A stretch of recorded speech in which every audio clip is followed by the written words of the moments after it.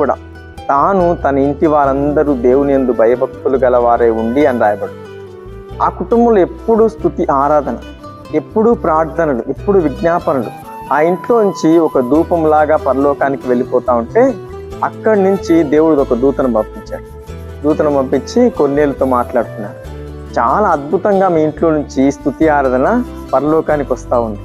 మీరు చేసే ప్రార్థనలు దేవుని సన్నిధికి జ్ఞాపకార్థంగా చేరే. ఎంత అద్భుతమైన మాట చూడండి.